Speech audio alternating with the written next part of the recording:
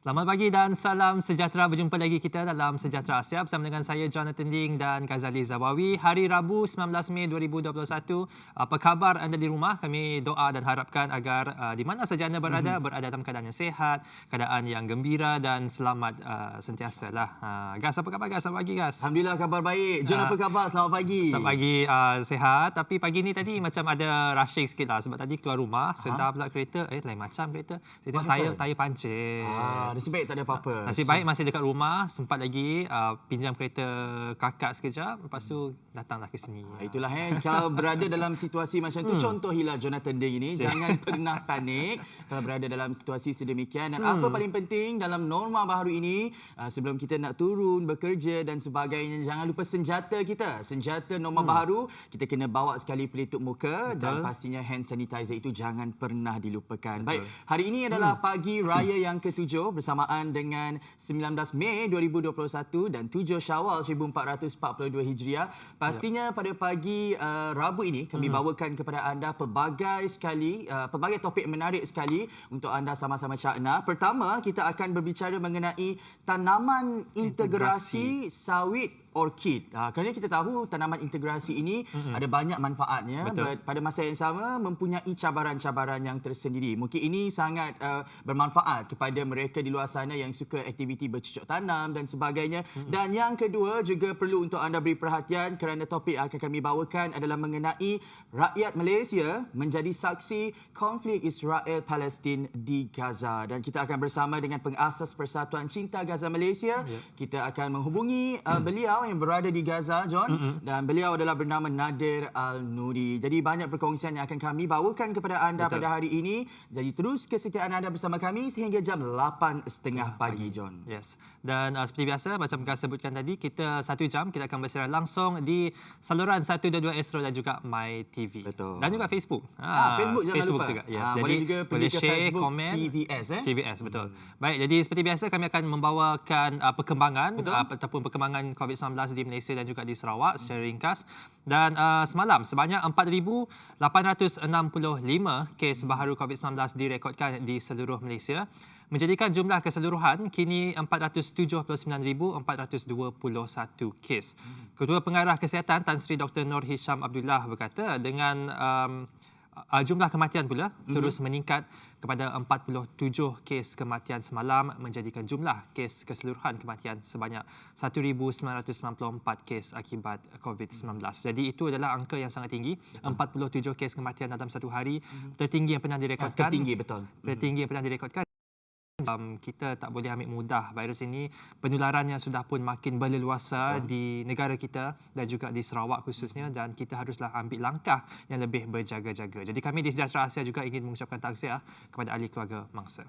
Dan itulah angka dari hari ke hari semakin membingungkan, merisaukan, menakutkan. Dan bagi Sarawak sendiri setakat semalam 18 Mei 2021 mencatatkan 512 lagi kes baharu COVID-19 dengan 5 jumlah kes kematian yang dilaporkan. Bintulu mencatatkan kes yang paling tinggi dengan 91 kes, Sibu 69 kes, Kapit 51 kes, Kuching 46 kes, Betong 35 kes dan beberapa lagi daerah yang lain seperti anda boleh rujuk di Facebook JPBNS. Jabatan Kesihatan Negeri JKN Sarawak juga semalam mengisytiharkan 2 lagi kluster COVID-19 baharu dengan kedua-duanya di daerah Betong. Dalam pada itu, berita baik juga yang mana Kerajaan Sarawak kini juga telah bersetuju agar vaksin AstraZeneca digunakan secara sukarela susulan bilangan kes yang masih tinggi. Terus amalkan 3W, wash, one and wear, dan elakkan 3C, confined spaces, close conversation dan crowded places. Dan kepada anda, kami sentiasa harapkan agar semuanya sentiasa berada dalam keadaan yang sihat dan baik-baik sahaja. Terus patuhi SOP agar kita berjaya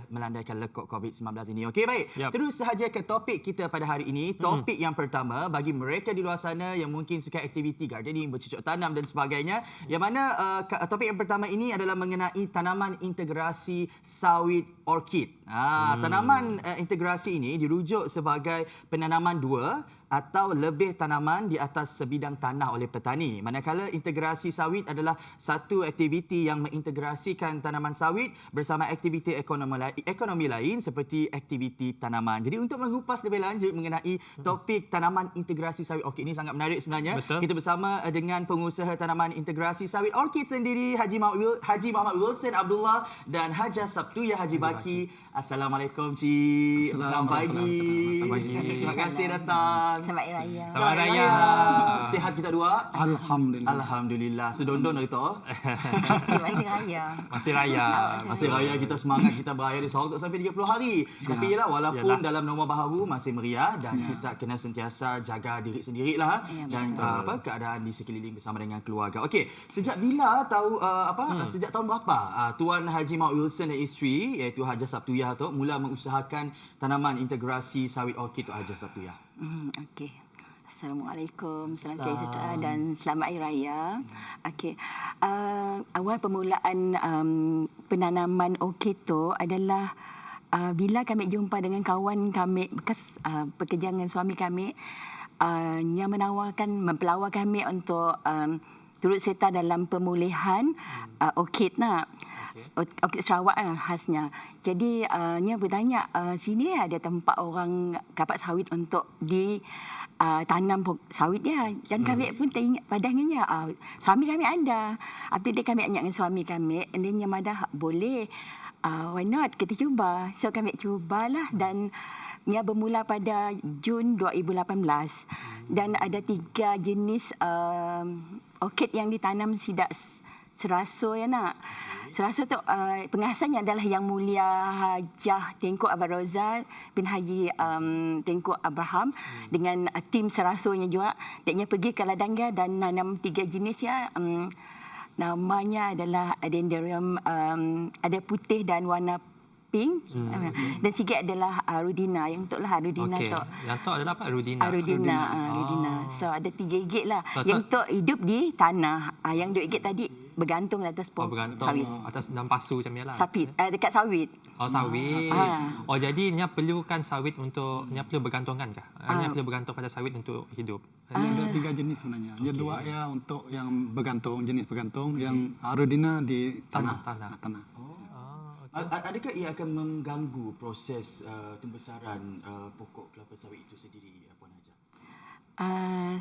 Sebenarnya dengan adanya pokok orkid dekat sekitar ianya lebih bagus lagi dengan ekosistem kan, ekosistem sebab salah satunya akan bunga tu ada yang pun bunga, so ada serangga yang akan datang di sini dan lebih menambahkan lagi khasiat macam nutrien kepada sawit ya. Kita nak tahu juga sini agak-agaknya kebun ataupun ladang kelapa sawit milik kita dua.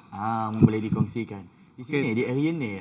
Sebenarnya tu tempat kami ya dekat daripada simpang UiTM 7 km ke Kampung Tanjung Tuang. Di situ. Area Semarahan siang. Semarahan ya. Okey.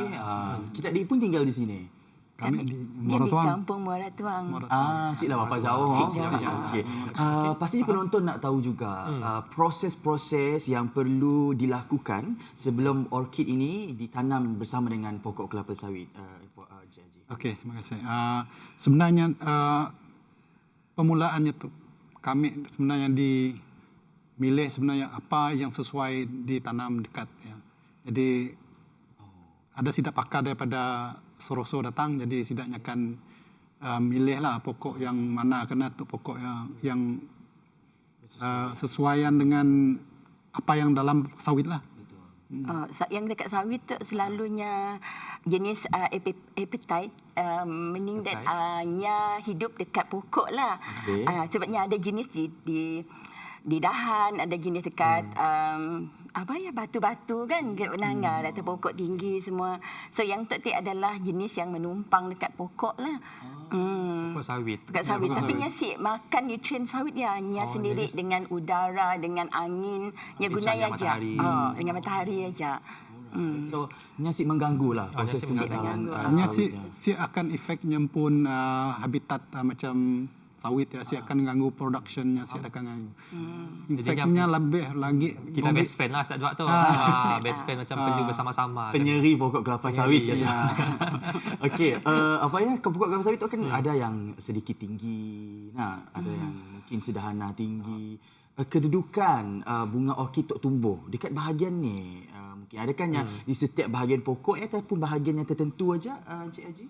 Ya sebenarnya pokoknya tu nang setiap pokoknya memang akan ada natulah ditanam dekat sekeliling pokoknya. Masih ada macam ketinggiannya masih ada. Memangnya akan Kita dapat sekeliling pokok bayangkan ialah- pokok sawit and then mula-mula kita tanam dekat sikit tempat nak, Okey. tapi bilanya dah dewasanya Okey. akan keluar bunga, lama-lamanya akan keluarkan anaknya. Anaknya akan diingkah di sekeliling. Jadinya akan sekelilingnya juga Oh, lah. sekeliling. Jadi yang sikit pokok salah sawit, dia ah. tinggi ke rendah Okey. asal sekeliling je. Ah. Tapi okey, kita nak tahu juga lah Tuan Haji dengan Puan Hajah, apa antara kelebihan tanaman integrasi macam tu? Selain daripada menyerikan kawasan pokok kelapa sawit tadi, mungkin ada manfaat-manfaat lain ataupun kelebihan lain Puan Hajah? Okey. Sebelum tu kami si pernah pun pergi masuk dalam kapak sawit ya. Nang si akan pergilah sebab si ada guna je nak pergi, tapi bila ada bunga kami selalulah ikutnya masuk di dalamnya sebab salah satunya keceriaan dalamnya diseri oleh bunga orkid tu. So mungkin kelak mun ada peladang-peladang yang ada nanam pokok sawit tu nak, dia boleh je tanam pokok tu. Kelak anak-anak, bini-bini boleh je datang sama RM2 lah. Selain daripada kerja orkid, kerja ambil sawit, kita boleh juga sama dengan family, masuk sama nangga bunga Mesti sawit. baca anak. Mungkin kita dapat pergi Ya, ke Sia suatu hari of nanti course. insya-Allah. Mau ada peluang dapat melawat di Sia. Okey, ya tik manfaat, kebaikannya. Tapi mesti penonton nak tahu juga mungkin ada cabaran. Cabarannya macam-macam. Mungkin dari segi teknik penjagaan dan sebagainya. Encik Haji? Of course, memang yang pun banyak cabaran lah. Karena kami mula integrasi juga dengan ternakan dalamnya juga. Oh, Tapi yes. kalau terlalu Betul. rendah ya, ini dia akan dimakan oleh macam kambing, sapi, kerbau. So jadi kami angkanya tinggi sikit lah. Dan binatang pun tupai. Oh, yalah. Macam habitat tu dah jadi habitat yang ekosistemnya dah macam lautan dah. Makin besar dah. Jadi besar je. Bagi Puan Hajah sendiri cabarannya macam mana? Okey. Macam pandemik tu kan, cuaca kita gini tu, sekejap hujan, sekejap panas, sekejap hujan, sekejap panas. Kadang-kadang kita jarang je masuk ke dalam ya.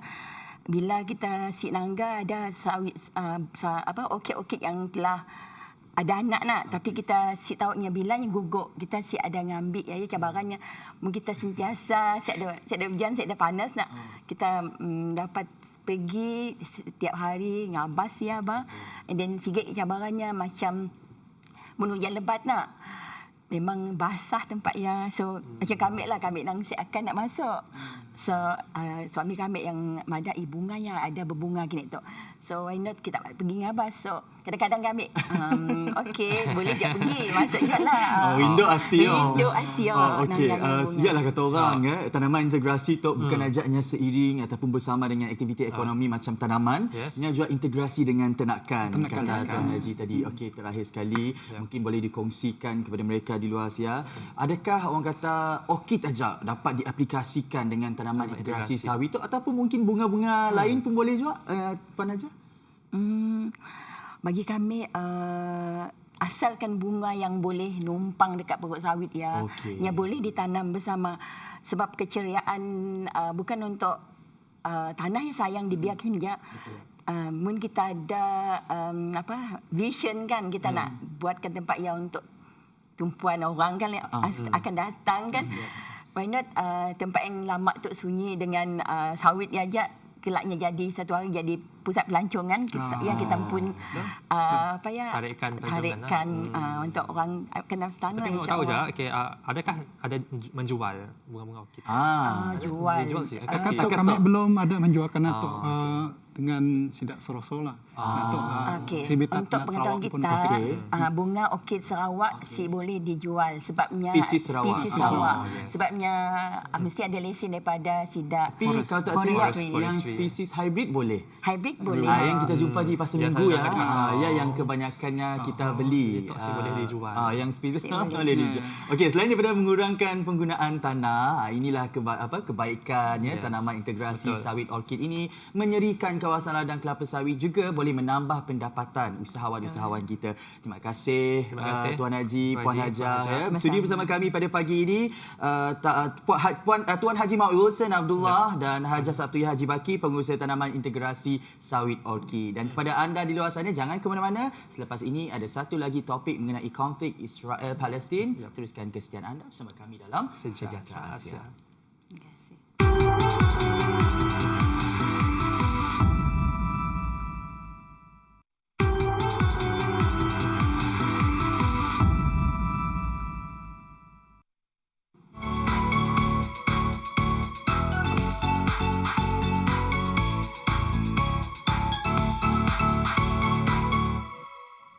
Kembali lagi dalam Sejahtera Asia, kita tahu serangan udara Israel yang bertalu-talu di semenanjung Gaza menyebabkan lebih dari 200 orang maut dalam tempoh seminggu di wilayah Palestin itu. Setakat 17 Mei 2021 ketika ditemu bual kami secara maya, Encik Nadir memaklumkan 212 kematian telah dilaporkan yang terdiri daripada 61 kanak-kanak dan 36 wanita. Manakala lebih kurang 1,400 orang telah cedera. Kata beliau John, tidak ada kawasan yang selamat di Gaza. Setiap kawasan terdedah kepada serangan Israel. Bayangkan jika sebelum ini mereka hanya diberikan tempoh 15 minit untuk evacuate ataupun melarikan diri daripada tempat kediaman dan sebagainya untuk menyelamatkan diri daripada tempat sasaran bom. Tetapi maklum Encik Nadir, sekarang ini mereka hanya punya masa lebih kurang 2 minit sahaja untuk evacuate. Bayangkan kalau kita pastinya kita tak tentu tidur lah kata orang mengenang apa yang berlaku dan keselamatan diri dan keluarga. Macam anytime je boleh berlaku dan apa-apa saja yang boleh berlaku. Jadi tanpa melengahkan masa, kita bersama dengan Shasha dan Zain, rakan setugas kita, bersama dengan Encik Nadir Al-Nuri, pengasas Persatuan Cinta Gaza Malaysia. Saksikan. Ya, Assalamualaikum dan salam sejahtera. Pada hari ini, tak kala kita masih lagi berada dalam menyambut Syawal dengan penuh keriangan dan juga kemeriahan, masih lagi berbeza pula dengan saudara kita yang berada di Gaza, iaitu sedang mengalami kemelut yang tidak pernah selesai. Oleh itu, hari ini kami bawakan kepada anda semua, para penonton, pengasas kepada Persatuan Cinta Gaza Malaysia, iaitu Encik Muhammad Nadir Al-Nuri Kamaruzaman. Assalamualaikum Encik Nadir. Terima kasih kerana sudi bersama kami pada hari ini untuk berkongsi situasi yang sebenar berlaku di Gaza. Waalaikumsalam warahmatullahi wabarakatuh. Terima kasih atas jemputan. Ya Encik Nadir, dah 9 tahun menetap di Gaza. Boleh tak ceritakan terlebih dahulu how did you get there? Adakah Encik Nadir seorang yang Malaysian di sana? Okey, saya berada di Bumi Gaza ini sejak daripada tahun 2013 dan saya sampai ke sini dengan dua tujuan yang utama. Yang pertama sekali ialah untuk menghabiskan ijazah yang kedua dalam bidang syariah. Setelah menghabiskan ijazah yang pertama di dalam bidang sains marin di Universiti Malaysia Sabah. Dan tujuan yang kedua ialah untuk melaksanakan kerja-kerja kemanusiaan setelah terlibat dengan beberapa persatuan lain. Sebelumnya saya berada di Sabah, saya bergerak bersama-sama dengan persatuan-persatuan mahasiswa dan juga persatuan-persatuan kebajikan seperti Persatuan Siswa Sabah. Selepas daripada itu saya ke bumi Syria. Masa itu saya ambil inisiatif untuk belajar agama lah, sebab kita duduk di bumi Sabah, kita dapati ada keperluan untuk kita tambah nilai agama dalam diri.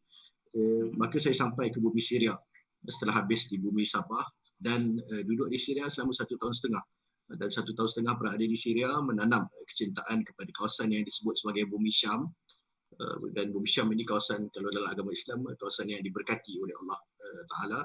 Dan sebenarnya masa saya berada di bumi Syria itu, hari pertama saya sampai menandakan hari pertama berlaku demonstrasi menentang kerajaan Bashar al-Assad di Syria. Jadi kita duduk di Syria pun 1 tahun setengah sudah berada dalam suasana konflik, sudah berdepan dengan tentera di depan mata, sudah biasa dengan tembakan di atas kepala dan sebagainya.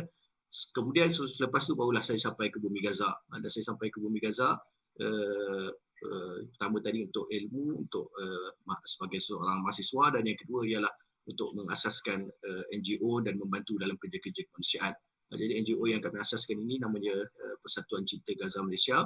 Alhamdulillah sehingga kini telah berkembang dan kita ada beberapa entiti yang lain lah. Kita ada Pusat Budaya Malaysia di sini, kita ada Pusat Kajian dan kita ada juga Malaysian Business Incubator yang kita gunakan sebagai pusat pembangunan ekonomi penduduk di bumi Palestin ini. Dan sebenarnya separuh daripada jiwa saya sudah pun boleh disebutkan sebagai Palestin. Sebab tahun 2016 saya berkahwin dengan seorang wanita Palestin. yang merupakan seorang balu syahid sebenarnya, dan beliau mempunyai 5 orang anak. Jadi 5 orang anak saya orang Palestin, 2 orang anak Malaysia, alhamdulillah. Walaupun nampak masih muda tapi dah ada 7 orang anak sebenarnya. Dan juga Encik Nadir, eksklusif di Sejahtera Asia, boleh tak Encik Nadir kongsikan kepada kami gambaran sebenar pada ketika ini di Gaza? Okey, ketika ini sebenarnya suasana Gaza sangat-sangat menakutkan, dan serangan sebenarnya dari pihak Zionis Israel semakin meningkat, dan kebimbangan yang paling utama ialah ketika ini mereka sudah tidak lagi memaklumkan kepada penduduk-penduduk rumah yang hendak dibom sebelum mereka mengebom rumah-rumah tersebut. Dan pada masa yang sama mereka menghentam infrastruktur yang terdapat di bumi Gaza ini. Mereka menghentam contohnya sistem perpaipan, drainage dan sewage system. Pada masa yang sama mereka memusnahkan tempat-tempat yang dimiliki ataupun pusat-pusat kerajaan. Contohnya dimusnahkan beberapa pusat, contohnya Kementerian Kebajikan Masyarakat, Kementerian Pekerja dan sebagainya telah pun dimusnahkan, dan mereka saya nampak seolah-olah mereka ini sedang cuba untuk melaksanakan projek ataupun perancangan jangka masa panjang mereka untuk melumpuhkan Gaza walaupun selepas habis peperangan. Jadi itu kebimbangan kita, dan kita melihat bagaimana dalam 2 hari yang terakhir ini meningkat jumlah syuhada berkali-kali ganda lebih cepat daripada sebelumnya. Semalam saja ataupun 2 hari lepas pengeboman di Syariq Al-Wahdah, Jalan Al-Wahdah, mengakibatkan syahidnya 33 orang, dan sebuah kereta yang dibom di jalan oleh drone mengakibatkan 3 orang syahid. Jadi keadaan sebenarnya sangat membimbangkan untuk kita di sini. Jadi tadi Cik Nadir bagi tahu tak ada amaran diberikan, kalau sebelum ni ada diberi amaran. Jadi bagaimanakah keadaan yang dilalui dan oleh penduduk tempatan di sana, terutamanya golongan-golongan wanita dan juga kanak-kanak? Adakah mereka berada tempat yang berlindung dengan sendirinya? Okey, Israel ni dia ada beberapa kaedah yang kita sebut kaedah mereka mengetuk pintu lah. Yang pertama sekali kaedah mereka mengetuk pintu ialah mereka menghubungi rumah yang hendak dibom, dan mereka akan maklumkan kalian ada masa 2 minit contohnya untuk tinggalkan rumah. Maka ahli rumah ini dia akan kelang kabut kumpulkan ahli keluarganya, dan jarang sekali lah mereka dapat sempat untuk kumpulkan barang berharga dan sebagainya. Biasanya memang akan ditinggalkan. Sebab dia tak bagi masa setengah jam ataupun 1 jam, dia bagi masa 2 minit ataupun 3 minit saja. Maka mereka ini akan ambil isteri, ambil anak-anak, dan mereka akan meninggalkan rumah dengan segera. Dan yang kedua, selepas itu mereka akan melepaskan bom ke atas rumah dengan menggunakan drone. Jadi bom yang dilepaskan oleh drone ni sebenarnya yang kita sebut sebagai mengetuk pintu lah. Dia bom yang tidak memusnahkan seluruh bangunan, tetapi dia mengakibatkan letupan sahaja di atas ataupun kemusnahan ke atas layer yang pertama sahaja bangunan. Jadi akan musnah atap, dan penduduk rumah ni dia akan tahu bahawa rumah mereka ini sedang dibom. Jadi mereka akan tinggalkan dan lari daripada kawasan tersebut sebelum Israel dia menghantar pula F-16 dengan roket mereka ataupun F-35 dengan roket yang lebih besar yang akan memusnahkan keseluruhan bangunan. Tapi kita perlu faham bahawa mereka hanya mengetuk pintu bila mana mereka nak memusnahkan infrastruktur yang ada di dalam bangunan. Tetapi bila mana mereka nak buat assassination, pembunuhan mana-mana figure, maka mereka tidak akan mengetuk pintu lah. Dia akan bom terus, dan mana yang terkorban maka akan terkorban bersama dengan sasaran mereka. Adakah mereka diberi tempat perlindungan yang khas, Cik Nadir? Orang Palestin ke? Ya. Orang Palestin dia tidak ada tempat perlindungan yang khas. Dia bukan seperti Israel yang ada bunker, yang ada bom shelter dan sebagainya. Kita di bumi Palestin ini alhamdulillah tidak ada kawasan yang selamat, tidak ada kawasan yang kita boleh lari, tidak ada kawasan yang tidak terdedah kepada risiko pengeboman. Jadi mereka hanya lari daripada satu tempat berpindah ke satu tempat yang lain, dan tempat tersebut tidak pun selamat. Saya teringat ataupun satu peristiwa lah yang mungkin menyebabkan trauma kepada anak saya sampai sekarang ini. Anak tiri saya, dia datang kepada saya dan diceritakan bagaimana kawan sekelasnya diberi amaran, bangunan yang mereka duduk diberi amaran untuk dilepaskan akan dilepaskan bom, roket, dan mereka disuruh untuk meninggalkan bangunan tersebut. Jadi dia tak sempat lagi nak meninggalkan bangunan tersebut, baru beberapa meter daripada rumah tersebut tiba-tiba roket terus dilepaskan ke atas rumah tersebut. Dan mereka ini cuba menyorok di belakang tong sampah dumpster yang besi yang besar tu. Mereka cuba menyorok di belakang tong sampah tersebut bersama-sama dengan adik-beradiknya. Dan duka citanya ada serpihan daripada bangunan yang meletup masuk ke dalam matanya. Jadi anak saya ceritakan kawannya ini telah pun buta sebelah mata. Jadi ini keadaan mereka lah. Mereka tidak ada tempat yang mereka boleh menyorok. Mereka cuba untuk menyelamatkan diri dan menyerahkan tawakal kepada Allah. Ya. Dan juga Cik Nadia, saya kira generasi pada zaman ni, hari ni termasuk saya sendiri tak pernah lagi mempunyai pengalaman hidup dengan suasana peperangan. Dan kalau boleh Cik Nadia kongsikan kepada kami apakah do's and don'ts semasa peperangan di berlaku. Pertama sekali pastinya kita harapkan supaya generasi yang ada sekarang ni khususnya yang di Malaysia tidak perlulah berhadapan dengan peperangan. Tetapi sekiranya berlaku peperangan ataupun berada di kawasan peperangan, nasihat yang paling berguna yang kita boleh berikan ialah dengar cakap autoriti yang berada di tempat tersebut. Kalaulah contohnya Kementerian Kesihatan keluarkan amaran supaya tidak keluar memandangkan musuh sedang menggunakan bom fosforus contohnya, maka kita dengar nasihat ni jangan pandai-pandai nak pergi tengok, oh ini apa dia warna putih nampak cantik meriah je dekat langit ni kan, jangan. Ataupun kalau kita dengar arahan daripada pihak Kementerian Dalam Negeri pada waktu tertentu tak boleh keluar pada waktu malam, maka jangan keluar sebab mereka tahu apa yang sedang berlaku, mereka tahu apa yang kita tidak tahu. Jadi itu yang pertama sekali. Yang jangan dibuat ialah jangan melanggar arahan pihak autoriti. Dan pada masa yang sama jangan juga jadi terlalu curious. Ini masalah juga sebenarnya orang Palestin. Bila mana mereka terlalu curious, bila mana berlaku letupan, mereka akan lari untuk tengok apa yang sedang berlaku di sana. Dan duka citanya banyak kes yang berlaku bila mana diletakkan roket amaran, maka mereka lari untuk pergi tengok kawasan mana yang dibom. Seterusnya selepas daripada itu diletakkan bom ataupun roket yang sebenar yang nak memusnahkan bangunan, maka ramai yang syahid dengan sebab itu. Dan itu banyak berlaku pada tahun 2014 dan saya rasa berlaku juga pada perang pada kali ini. Jadi itu benda yang tidak sepatutnya buat. Apa yang sepatutnya kita buat khususnya bila mana kita berada di kawasan seperti Gaza ini ialah kita kena menyebarkan maklumat dengan seluas-luasnya. Kita tahu kita berada di kawasan yang sedang berdepan dengan kezaliman, kita tahu kita berdepan dengan penjajahan, kita berdepan dengan orang yang cuba menakluk kawasan dan tanah orang lain.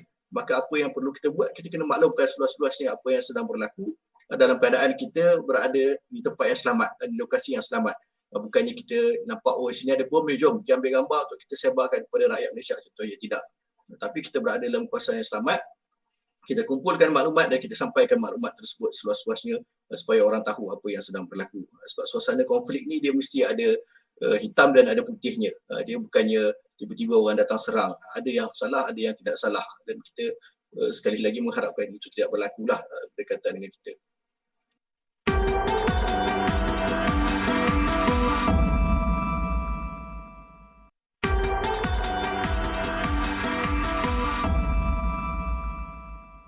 Ya, saya kira itu adalah satu perkara yang boleh dilakukan oleh mereka di Malaysia, kami sendiri yang di Malaysia. Dan juga Encik Nadia boleh tak nyatakan kepada kami berapakah setakat ini kes kematian yang ada di Gaza? Okey, setakat ini maklumat yang terakhir yang disebarkan semalam ataupun yang saya kongsikan semalam sama-sama dengan rakan-rakan, jumlah syuhada yang dicatatkan 212 orang syuhada dan 61 daripada mereka ialah kanak-kanak dan 36 orang wanita serta 1,400 orang yang cedera. Jadi ini angka secara ringkas lah, tapi ini update sehingga malam semalam di bumi Gaza. Jadi sekarang di Gaza ni baru jam 7 pagi. Jadi mungkin belum keluar update yang terbaru, tapi itulah sekitar angka itulah 212 yang syahid dan 1,400 yang cedera ketika ini. Dan serangan udara Israel ke atas genting Gaza merupakan serangan yang paling berdarah sejak pertempuran ini berlaku. Jadi boleh tak Encik Nadia sendiri ada tak pengalaman di mana menyaksikan serangan sehingga mengorbankan nyawa wanita dan juga kanak-kanak yang berlaku di depan mata Encik Nadia sendiri? Mungkin saya berada di kawasan rumah, saya melihat kawasan-kawasan yang sedang dibom. Kita nampak kawasan itu dan kita rasa gegaran di rumah kita. Kita tahu kawasan mana yang dibom. Contohnya stesen polis contohnya dibom oleh pihak Israel. Kawasan-kawasan yang ada security Gaza, biasanya mereka akan musnahkan. Jadi kawasan-kawasan ini semua berdekatan dengan rumah kami. Tetapi alhamdulillah sebenarnya kawasan-kawasan ini bila mana mereka tahu akan dibom, pegawai-pegawai yang bertugas ataupun pihak polis yang bertugas, mereka akan meninggalkan kawasan tersebut. Jadi dia tidak akan kekal di kawasan tersebut. Jadi yang dibom dan nampak depan mata syahid pada perang kali ini saya belum nampak lagi. Tapi yang saya nampak ialah syuhada yang dikeluarkan daripada timbunan ataupun runtuhan lah. Saya rasa semalam saya sebarkan sebuah kisah bagaimana pembunuhan yang berlaku di Syariq Wahdah itu ada sekitar 33 orang syuhada yang kita sebutkan. Bila mana saya sampai ke sana, saya lihat bomba dan penyelamat masih lagi sedang mengeluarkan jenazah syuhada yang berada di dalam timbunan runtuhan. Dan ketika itu saya dimaklumkan oleh seorang penduduk bagaimana ada seorang wanita juga terkepung dan tertimbus di dalam biliknya, tetapi bilik itu berada di bawah timbunan runtuhan. Jadi wanita ini ataupun gadis ini, dia hantar mesej kepada kawannya minta untuk diselamatkan dan dimaklumkan bahawa dia masih lagi berada di bawah timbunan. Dan ketika itu ramai orang berkumpul untuk menyaksikan operasi menyelamat daripada pihak bomba. Dan duka citanya beberapa minit selepas daripada itu, walaupun saya terpaksa tinggalkan lokasi, tetapi jurugambar saya masih berada di lokasi, dimaklumkan beberapa minit selepas itu duka citanya pihak bomba dan penyelamat mengeluarkan sekitar 5 orang lagi syuhada daripada bawah timbunan bangunan, dan salah seorangnya adalah wanita yang kita sebutkan tadi. Di tangannya masih lagi memegang telefon yang digunakan untuk cuba memohon bantuan daripada mereka yang berada di luar. Jadi itu mungkin pengalaman pada perang kali ini, dan perang pada kali ini baru sekitar 7 hari 8 hari. Sedangkan perang yang saya duduk tahun 2014 itu dah 51 hari panjangnya. Dan ketika itu sebenarnya pengalaman yang lebih banyak, dan masa itu memang kita nampak ramailah syuhada yang terkorban depan mata yang dibawa dan dijunjung oleh para pemuda masuk ke dalam masjid untuk disembahyangkan dan sebagainya. Adakah terdapat perbezaan di antara peperangan yang sebelumnya dengan pada masa kini, Encik Nadir? Ya, beza yang paling besar ialah perang pada tahun 2014 itu tentera Israel telah mula masuk melalui jalan darat. Jadi bila masuk melalui jalan darat ni, kematian akan meningkat berpuluh-puluh kali ganda, kemusnahan akan menjadi berpuluh-puluh kali ganda. Ratusan ribu penduduk yang akan terpaksa lari meninggalkan rumah mereka untuk duduk di pusat-pusat pelarian sementara seperti di sekolah-sekolah, di masjid-masjid dan sebagainya.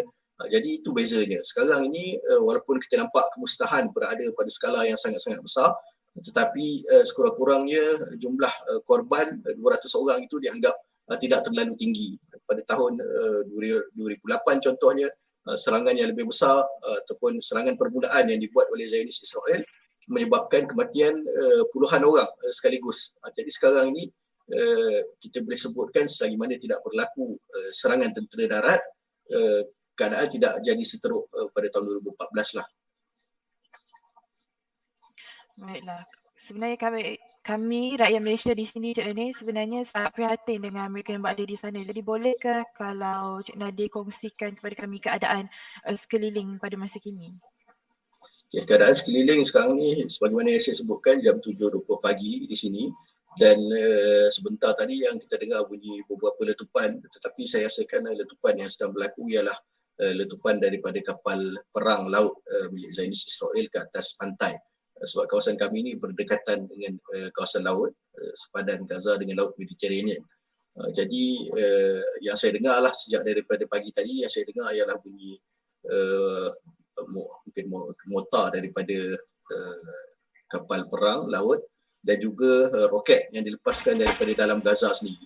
Jadi kita kalau duduk di bumi Gaza ni sebenarnya kita boleh bezakan bunyi ni adalah bunyi mortar, bunyi ini adalah bunyi drone, bunyi ini adalah bunyi daripada F-16, bunyi ini adalah bunyi daripada roket yang dilepaskan dari dalam Gaza. Jadi suasana ketika ini begitulah, walaupun rasa macam tenang tapi kita tidak tahu apa yang akan berlaku dalam masa 1 saat daripada sekarang, 1 minit daripada sekarang. Kita tidak tahu apa yang akan berlaku. Ada di peringkat kami sebenarnya, ahli keluarga saya sepanjang malam tidak dapat tidur sebab ada beberapa kawasan berdekatan dengan rumah kami diancam akan dibom. Jadi mereka sudah siapkan siap-siap pakaian, diletakkan dalam beg dan sebagainya. Kalaulah ada tanda-tanda akan terjejas tempat tinggal kami, maka kita akan dapat lari dengan segeralah meninggalkan kawasan ini. Masya Allah, kami doakan yang terbaik dan juga kesejahteraan Cik Nadir serta keluarga dan juga saudara-saudara kami yang berada di sana.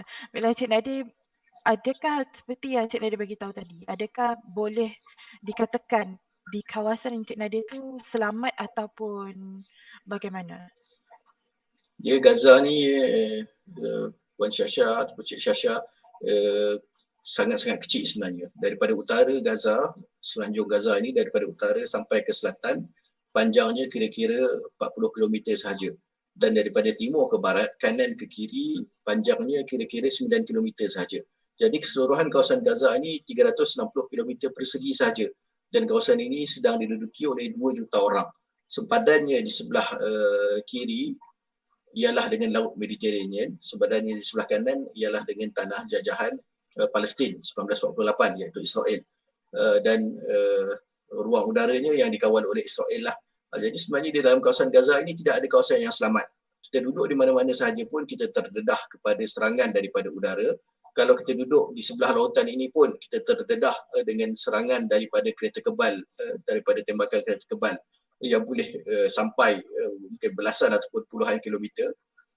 Sedangkan daripada ujung ke ujung tu diperlukan 9 km saja untuk sampai. Ada mereka yang berada di kawasan pantai ini terdedah pula dengan serangan daripada kapal-kapal laut milik Zionis Israel. Jadi kita tidak ada kawasan yang selamat, kita tidak ada kawasan yang kita boleh lari dan kita tahu kita tidak akan terdedah kepada apa-apa serangan. Tapi kita tawakallah di mana-mana kita berada. Dan juga berkaitan dengan orang awam, adakah Encik Nadir sendiri berpeluang untuk melawat mereka di pusat-pusat kesihatan dan juga bagaimana keadaan pusat-pusat kesihatan pada masa sekarang? Okay, pusat kesihatan ketika ini saya boleh sebut dia tidak berada di tahap kritikal 100%, sebab jumlah sebenarnya mereka yang cedera tidak terlalu ramai, dengan sebab yang saya sebut tadilah, sebab tidak ada lagi serangan darat. Dan saya juga berpeluang alhamdulillah untuk melihat beberapa orang yang cedera, beberapa orang yang kehilangan ahli keluarga, dan saya tak pasti para pendengar ada mengikuti perkembangan Palestin di media sosial dengan rapat ataupun tidak, tapi yang ikut betul-betul akan dapati ataupun pernah tengok video seorang budak yang pakai baju warna biru. Dia lari mendapatkan ayah dia dan dia panggil ayah dia yang telah pun syahid, yang dijunjung oleh para pemuda untuk dibawa ke tanah perkuburan. Jadi budak ni dipanggil ayah dia, dia kata ya ba, dia panggil ayah, Rabbana yusahil alaik, Allah yusahil alaik, semoga Allah mudahkan urusan kalian. Jadi kalian kalau belum tengok, boleh tengok video yang sangat-sangat menyayat hati, bagaimana budak ini dia pergi mendapatkan ayahnya yang telah pun terkorban, dan ayahnya terkorban bersama-sama dengan abang sulung dia. Jadi bila saya tengok video ni, saya pun turut terkesan.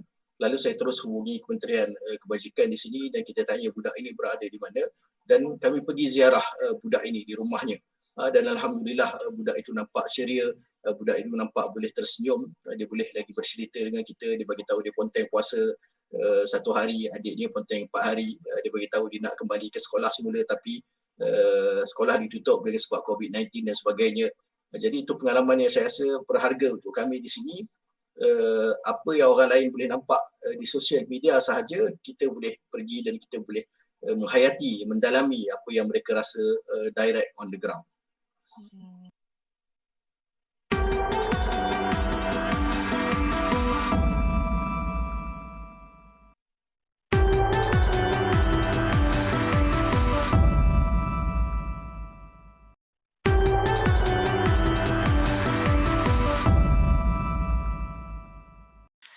Dan juga Encik Nadir sebagai pengasas kepada Persatuan Cinta Gaza Malaysia, apakah reaksi pertama ataupun tindakan yang dilakukan apabila mendengar serangan ini berlaku? Okey, sebenarnya serangan ini yang berlaku di Gaza ini kita tahu asalnya adalah pencerobohan Zionis yang cuba dilakukan di Masjid Al-Aqsa. Jadi asal masalahnya ataupun asal insidennya ialah apa yang berlaku di Masjid Al-Aqsa. Dan kami di Cinta Gaza Malaysia, bila mana kami melihat apa yang berlaku di Masjid Al-Aqsa ini, kami memulakan usaha untuk mengumpul dana dan membantu penduduk yang berada di Masjid Al-Aqsa. Dan pada masa yang sama kami mengambil inisiatif sebenarnya untuk mengumpulkan NGO anak-anak muda yang lain untuk berada di dalam satu gabungan untuk memastikan kerja kita cepat dan juga tepat. Tepat ni maksudnya sampai kepada sasaran, tidak bertindih, tidak kita sasarkan ataupun berikan pada perkara yang sia-sia yang sebenarnya mereka tidak perlukan on the ground. Jadi itu yang kita lakukan, dan kita namakan koalisi yang anak muda ini sebagai My Aqsa Defenders, dan alhamdulillah My Aqsa Defenders mendapat sambutan yang sangat baik daripada penduduk Malaysia. Sumbangan kutipan kita pun insya-Allah kita akan umumkan dalam masa terdekat, adalah kutipan yang sangat baik. Dan pada masa yang sama kita membantu juga melalui koalisi NGO yang lain. Contohnya saya dilantik sebagai duta koalisi ataupun gabungan yang berada di bawah kerajaan yang nama dia Aid for Palestine. Jadi Aid for Palestine, My Aqsa Defenders dan rakan-rakan NGO yang lain, sebagaimana CGM sebenarnya mengambil inisiatif yang cukup besar untuk memastikan kumpulan-kumpulan ini dapat dibantu. InsyaAllah mereka ini yang memerlukan dapat dibantu dalam masa yang terdekat di Bumi Gaza dan juga di Masjid Al-Aqsa nanti. Jadi dalam bentuk apa sumbangan ni disalurkan kepada mereka? Okey, untuk Al-Aqsa kita mensasarkan 3 ataupun 4 projek yang utama. Projek yang pertama melibatkan projek baik pulih klinik Al-Aqsa yang berada di dalam kawasan perkarangan Masjid Al-Aqsa. Yang satu memerlukan baik pulih setelah terkesan dengan serangan dan pencerobohan, dan yang kedua diperlukan upgrade bahan-bahan ataupun keperluan yang berada di dalam klinik tersebut. Mereka perlukan katil, mereka perlukan ventilator, mobile ventilator dan sebagainya, ubat-ubatan, medical disposables. Semua ini kita akan bagi dan bantu mereka untuk dapatkan. Yang kedua yang kita perlu bantu ialah mereka yang telah ditangkap di dalam apa yang berlaku di Al-Aqsa dan juga yang berlaku di kawasan Syekhul Jarrah. Jadi mereka ini perlukan bantuan untuk kos-kos guaman, legal fees. Juga kita akan bantu. Dan yang ketiga ialah bantuan yang kita akan berikan kepada para penduduk yang memerlukan bantuan sara hidup. Sara hidup. Kita bagi bantuan yang kita sebut sebagai zakat lah. Zakat untuk mereka yang memerlukan sara hidup. Dan ini melibatkan murabitin dan mereka yang berjaga di Masjid Al-Aqsa. Jadi kos untuk bantuan pertama yang kita bagi kepada Al-Aqsa ini sekitar RM1 juta. Dan di masa sama di Gaza juga kita sedang menyalurkan bantuan yang sama, dan bantuan yang kita fokuskan ialah untuk pack makanan dan untuk makanan panas kepada penduduk yang lari daripada rumah, dan begitu juga kita bercadang untuk memberikan mereka tilam dan juga bantuan untuk bayi, susu dan juga pampers. Jadi ini fokus bantuan kita buat masa ini untuk mereka Gaza, dan nilai sasaran yang kita nak bantu bersama-sama dengan rakan koalisi di dalam My Aqsa Defenders ialah RM2 juta. Ini selain daripada apa yang kita nak berikan melalui koalisi Aid for Palestine. Jadi insya-Allah kita harapkan mereka akan mendapat manfaat dan ringan sikit beban mereka hasil daripada sumbangan rakyat Malaysia ini. InsyaAllah harap semuanya dipermudahkan, dan juga saya percaya mungkin ada terdapat beberapa cabaran untuk sumbangan-sumbangan ini untuk masuk ke Gaza sendiri. Saya rasa salah faham yang orang Malaysia selalu sebutkan bila mana kita menyebutkan tentang penyaluran sumbangan ke dalam Bumi Gaza ini ialah mereka fikir bahawa kita bila nak sampaikan tilam contohnya ataupun nak sampaikan makanan, ia perlu didapatkan daripada luar. Itu satu persepsi yang salah. Sebenarnya mereka di Gaza ini tidak ada masalah stok makanan. Buat masa inilah sebelum krisis perang ini berpanjangan, buat masa ini mereka tidak ada masalah stok makanan. Mereka tidak ada masalah untuk dapatkan tilam ataupun dapatkan pampers, untuk dapatkan susu bayi. Semua ini sebenarnya ada di dalam Gaza. Dan sebab apa Israel membenarkan benda-benda ini ada di dalam Gaza, antara sebabnya yang utama ialah mereka tidak mahu disebut sebagai orang yang menyebabkan krisis besar berlaku di dalam Bumi Gaza. Dia tak nak Gaza ni berlaku seperti Somalia ataupun berlaku seperti Yaman, yang mana penduduknya mati kebuluran contohnya, sebab benda ini akan memberikan kesan yang tidak baik kepada mereka dari segi media antarabangsa dan sebagainya. Jadi mereka benarkan makanan untuk masuk, tetapi yang mereka sekat ialah kewangan. mereka tidak benarkan penduduk-penduduk di Bumi Gaza ini mendapat gaji contohnya. Nisbah unemployment di Bumi Gaza ini mencecah 45% untuk para pemuda, mereka yang nak belajar di universiti tidak ada yuran untuk bayar universiti. Jadi ini bentuk kekangan yang mereka lakukan. Mereka sekat duit, mereka sekat kuasa membeli, tetapi barangnya ada. Jadi apa yang sebenarnya kami di Gaza ini perlukan ialah sumbangan kewangan yang kita pindahkan melalui akaun bank kita di Malaysia sampai ke Bumi Gaza, dan bila sampai ke sini kita tidak ada masalah untuk kita mendapatkan stok makanan dan apa sahaja yang diperlukan oleh penduduk di sini. Jadi secara fizikal barang-barang tu tak perlu pun dibawa masuk. Ada orang yang sebut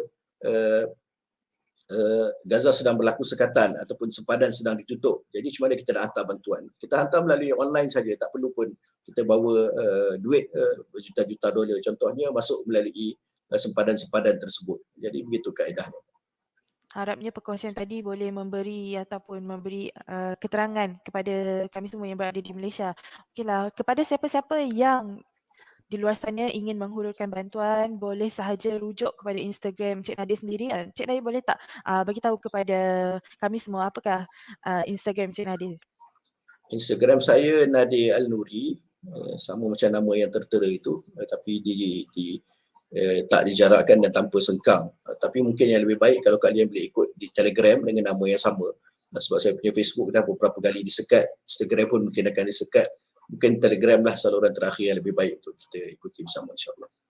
InsyaAllah. Harapnya bagi siapa yang ingin menghulurkan bantuan boleh saja ke Instagram ataupun ke Telegram seperti yang Cik Nadia beritahu dengan kita sebentar tadi.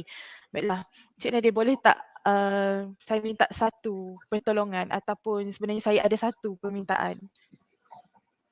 Boleh, silakan. Mewakili seluruh rakyat Malaysia, boleh tak Encik Nadia sampaikan salam kepada mereka semua bahawa mereka tidak berkeseorangan dan juga kami juga berharap mereka berada dalam keadaan sihat dan juga kami sentiasa mendoakan keselamatan mereka. Saya pastinya akan sampaikan salam daripada kalian dan kalian perlu tahu bahawa orang Palestin juga menyampaikan salam kepada orang-orang Malaysia dan mereka tahu orang Malaysia ini sangat dekat dengan hati mereka. Orang Malaysia melakukan apa yang mereka mampu untuk membantu mereka dan orang-orang Malaysia ini melakukannya dengan ikhlas tanpa mengharapkan apa-apa balasan. Bukan seperti sebahagian negara ini ada dibantu Palestin untuk dapatkan kedudukan politik dan sebagainya, tapi mereka tahu orang Malaysia ini membantu dengan penuh keikhlasan dan daripada hati mereka. Jadi sebagaimana kalian menyampaikan salam kepada mereka, saya mewakili orang Palestin juga menyampaikan salam kepada kalian yang berada di bumi Malaysia ketika ini. InsyaAllah, Masya Allah. Okey, oleh itu marilah kita sama-sama mendoakan saudara-saudara kita yang berada di Gaza dan agar diberi kekuatan dan juga kemenangan. Amin ya rabbal alamin. Dan juga oleh itu sampai di sini saja saya kira perkongsian daripada Encik Nadia selaku pengasas Persatuan Cinta Gaza Malaysia. Terima kasih sekali lagi kami ingin ucapkan kepada Encik Nadia atas peluang dan kesempatan ini. Sehingga kita berjumpa lagi insyaAllah. InsyaAllah. Assalamualaikum warahmatullahi wabarakatuh. Waalaikumsalam.